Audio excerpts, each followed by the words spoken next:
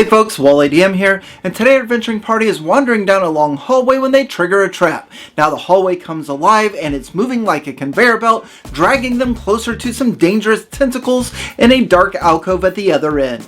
Now today's trap can be found in Kobold Press's campaign builder, Dungeons and Ruins. This is a fantastic book that deals with exploration, crafting dungeons, and even includes sections on puzzles and traps. And in fact, the entire campaign builder series by Kobold Press is quickly becoming some of my favorite books. But for now, we need to take a look at what's pulling these characters closer in the hungry hallway. So when our characters enter this area, they're going to see a long corridor approximately 90 feet long and about 5 to 10 feet wide. Now our trap takes place over the entirety of this corridor or this hallway, and it's going to activate if any creature were to step on a pressure plate that is located on the floor halfway down the hallway, or if they try to open the door at the end of the corridor, because this door at the end of the corridor is actually a false door. Now if our characters were to be searching for traps along the way, they can find the pressure plate with a DC 15 intelligence investigation check, and if they do find it, they can wedge a spike, a dagger, or other object into the floor to be able to prevent the pressure plate from being triggered. And if our characters do end up continuing down the hallway and they search this door for traps, they can detect on a DC 15 intelligence investigation check that not only is this a false door, but it is also trapped.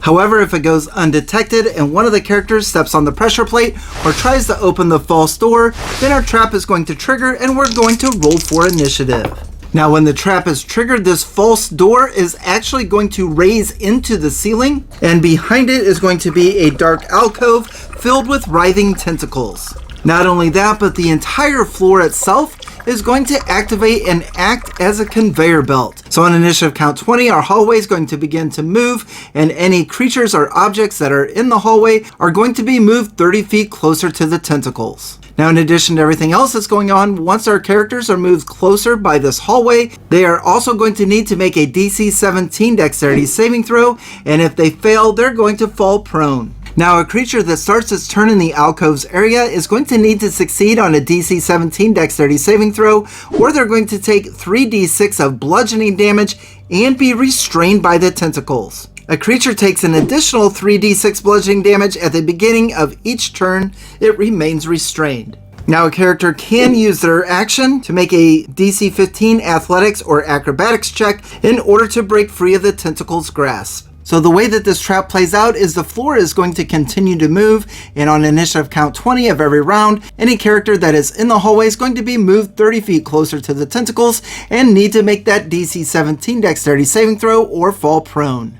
And then at the beginning of each character's turn, if they're within the area of the alcove and the tentacles, they're going to be taking some bludgeoning damage. And of course, there's also the possibility of being restrained. So the characters will need to use their movement and hopefully even their action to be able to stand up and run away from this area. Now the effects of this trap are going to end if there are no creatures remaining in the hallway or after the tentacles have done over 100 hit points of damage. At that point, it's up to you, the GM, to decide what happens to the tentacles and what lies beyond the darkness of the alcove. And then one final thought, if you did want to make this trap a little bit harder, or perhaps the characters have found the trap early with a pressure plate and decided to get out of here and they never meet the wrath of the tentacles, then perhaps a flying creature such as a ghost could meet them on the other side. Now the conveyor is continually moving the characters back towards the tentacles, and they have a ghost in front of them blocking their path. Just a little bit of extra spice and combat to make this a lot more deadly.